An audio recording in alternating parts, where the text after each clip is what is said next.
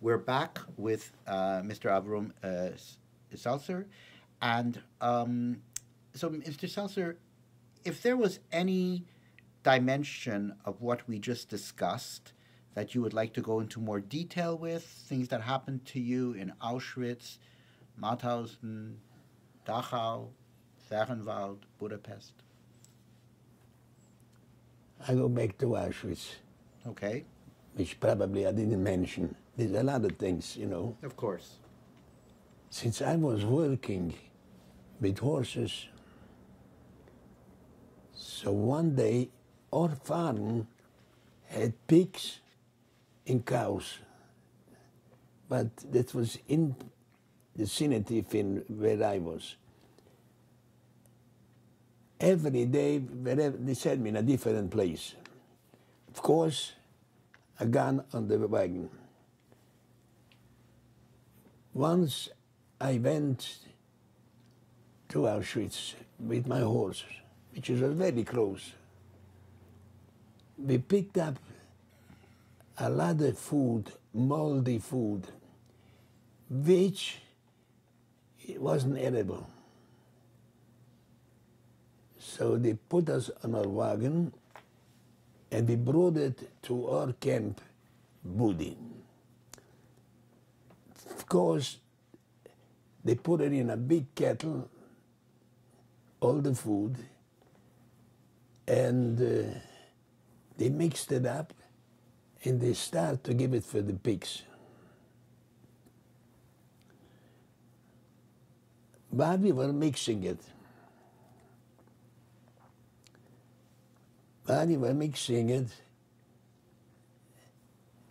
we saw a lot of gold, diamonds, small kind of things. I wasn't afraid to die. I go over to my sergeant. He was a bastard, a cutthroat, unbelievable. I says to him, Mr. Sergeant, I find this in the food. I'm afraid that the pig is going to choke with it. I knew what this is. I knew. So he takes it. So he comes back later on with a rusty cup. He says to me, I tell you what, whenever you're going to find things like this, throw it in there. That was rings, golden chains, people who hide it in the food. Since then, he was very good to me. I knew what I was doing, and he knew what he was getting. For me, he didn't have nothing, you know. All right. But for somebody else, he was a killer. And I always was afraid that he's going to kill me. Because he didn't supposed to do that either. He would have been sent right away to the front. So always I would, thank God, he was transferred.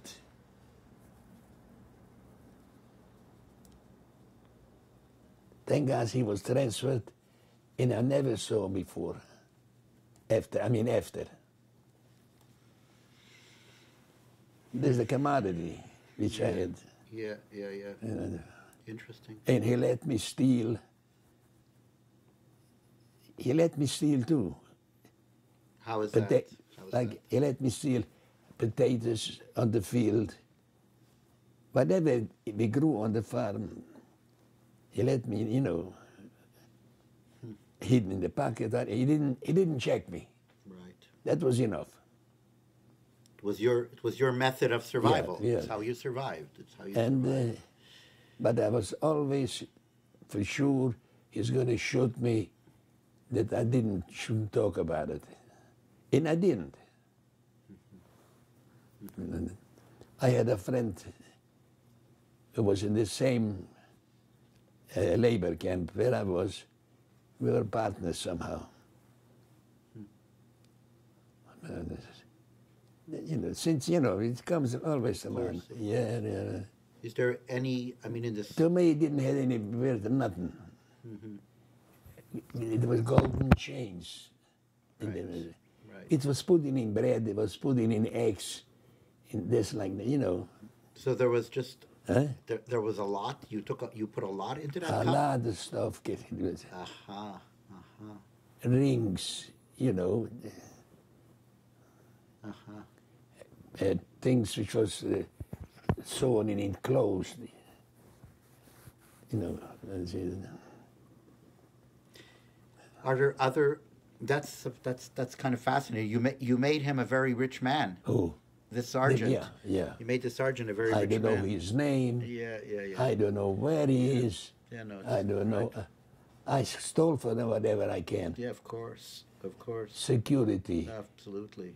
Because he became my buddy, in a sense. Yeah. But I was sure he's going to kill me, to quiet me. But I didn't care. He didn't care. And when the evacuation was from Auschwitz, I was still lucky with the rest of the women, guys who went walking. I went with the horses. When we stopped, I put my ear on the horse because the horse was swearing to warm up my ears, my face, and the end, I put manure in my shoes, horse manure in my shoes to keep my foot warm. And that helped me a lot. And this was still with the wooden shoes that they gave Wooden, you. With yeah, the wooden shoe. clock, Right, yeah. open wooden clock. Open, Yeah. and I put it, because it picked up a lot of snow, Of course. So the manure, I'm talking about my mines. I don't know about the next one, but I know what I did with the manures.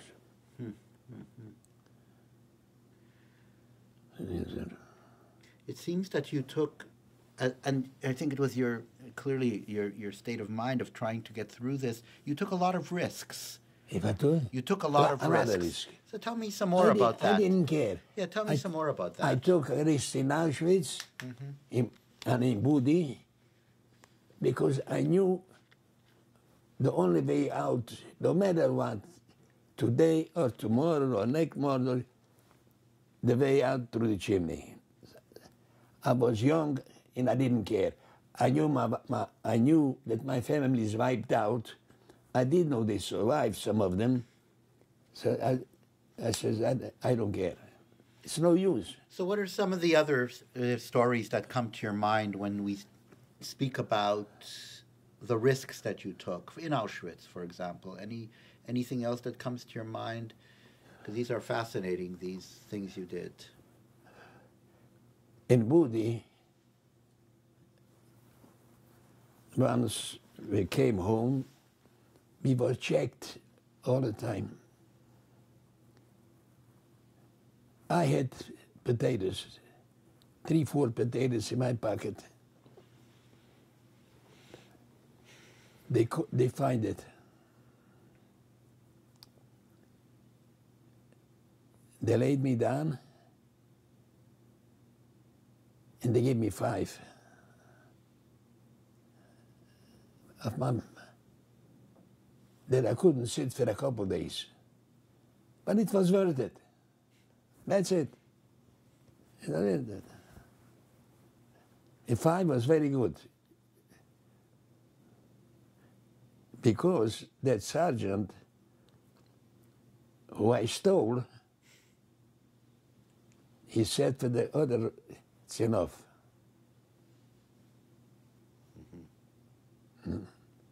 So the sergeant came in useful again. Yeah. He came in Yeah. useful again. So The I sergeant. couldn't sit. Yeah. I was laying in my bed. It should be a bunk, 1, 2, 3, 1, 2, 3. I was always in the bottom. I figured the bottom is the best. Then crawl up.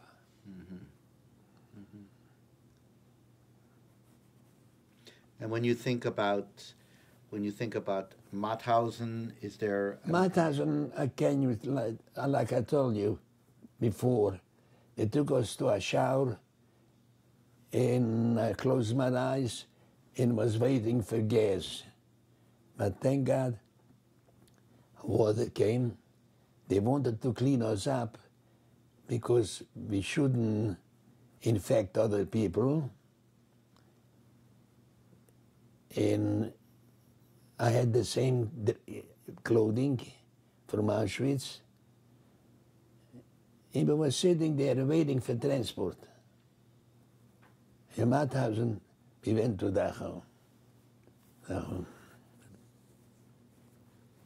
Dachau, we didn't work, nothing. We were quarantined in a hospital. That I could tell you, Dachau.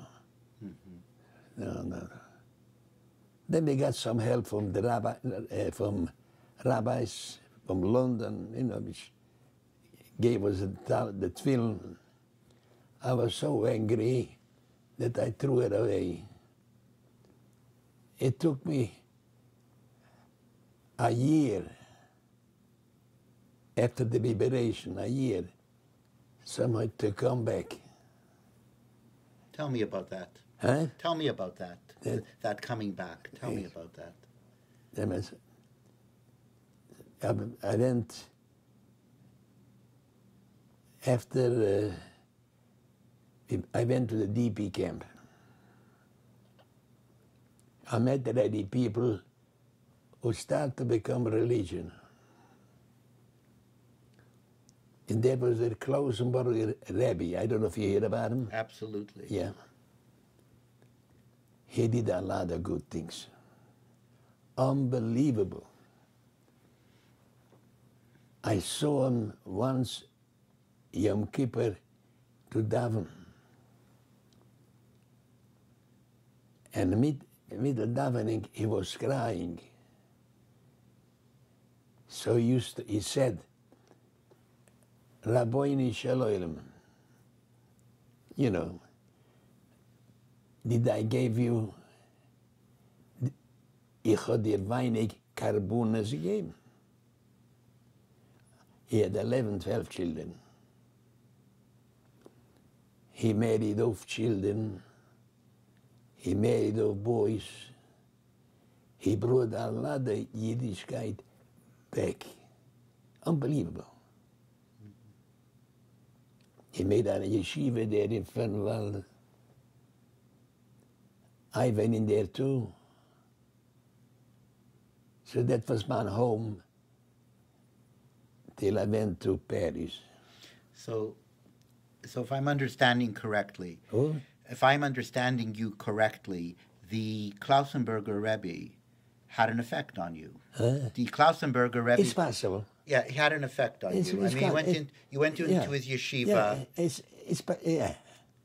That's what I said. And he was able to try to put into some sort of a context what happened and a way. He knows what happened because he was there too. Yeah, of course. He He lost his entire family. He was there too. He lost his whole family. Yeah. He was there. That particular Yom Kippur that you're speaking about. It made effect on me. Yeah, that was many people have written about that. It was about that service that the Klausenberger gave at Fernwald on Yom Kippur. He had an effect on me. So when you say he had an effect on you, can you be a little bit to come back? To come back. So I didn't daven. I threw away the film in Dachau. I did such things in Dachau. I looked up, and I had a piece of paper, and I looked up, and I ripped it. Shabbos. I said, "Now do me something." what can you do me? You did, but, you know, that was very nice, you know. Yeah. So, when you were in Fahrenwald, and Fahrenwald was there was a lot of Yidden that came to Fahrenwald, and they found the way back into religious Judaism in Fahrenwald through the Klausenberger. So, the anger, where did the anger go? The anger left when you felt more. The anger left me maybe about in Fahrenwald. In Fahrenwald. I think so. Okay. In Fahrenwald. The anger left me in Fahrenwald. And how long were you in Fahrenwald? I really don't know No, exactly. But you were a few months in Fahrenwald. A few months. I think so. Yeah. Uh-huh. And from there, I went to Paris. There was no borders. I had false papers made in Germany. I got stopped by the border police. I was locked up for 2 days. So it didn't bother me. And somehow, when I get out, and I arrived to Paris. In Paris, I was losing, you know. Unbelievable. Unbelievable. You lost everything. You had to rebuild everything. Everything. It's so remarkable. So remarkable. I was 21 when I arrived to America. So let's put it that way. From 1946 or 45, I was on the loose. Fahrenwald, Paris, you know. And I met my wife here.